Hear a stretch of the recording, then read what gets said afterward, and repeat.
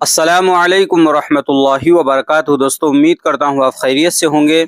میں ہوں محمد مقصود قاسمی اور آپ دیکھ رہے ہیں باغ مدینہ یوٹیوب چینل۔ الہ آباد 10 مئی۔ الہ آباد میں آر پی ایف نے سیمانچل ایکسپریس ٹرین سے 93 بچوں کو اتار کر چائلڈ ویلفیئر کمیٹی کے پاس بھیج دیا۔ خیال رہے کہ یہ ٹرین بہار کے ارریہ ضلع کے فاربس گنج سے نئی دہلی آتی ہے۔ ان بچوں کے ساتھ پولیس نے 9 افراد کو بھی پکڑا ہے۔ ان معصوم بچوں کے بارے میں بتایا جا رہا ہے کہ یہ تمام بچے دینی مدارس کے طلباء عزیز ہیں جو راجستھان یوپی کے مختلف مدارس میں بغرض دینی تعلیم جا رہے تھے۔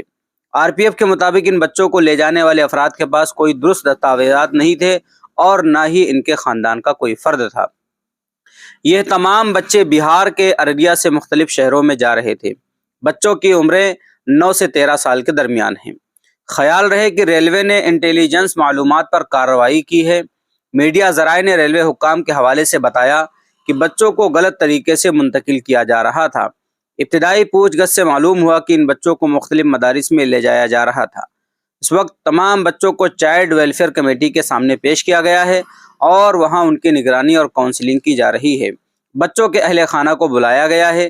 ان بچوں کو لے جانے والے لوگوں کے خلاف بھی FIR درج کی جا رہی ہے۔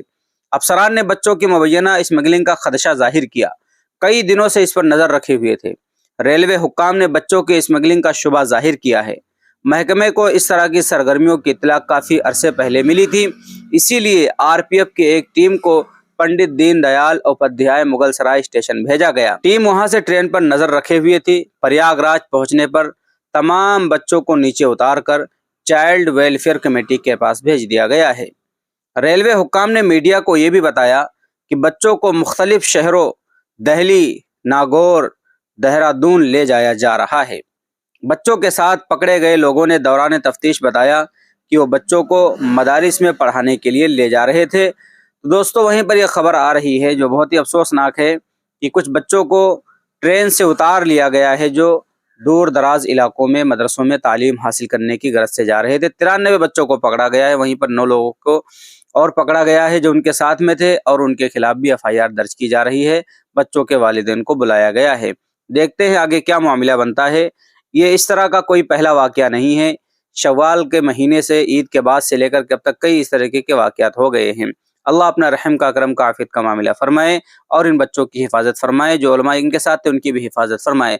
اب آپ حضرات کا اس خبر کے متعلق کیا کہنا ہے نیچے کمنٹ کیجئے۔ پہلی بار چینل پر آئیں سبسکرائب بھی کر سکتے ہیں۔ چلیے دوستو، پھر ملتے ہیں انشاءاللہ جلدی کسی نئے ویڈیو میں۔ السلام علیکم ورحمۃ اللہ وبرکاتہ۔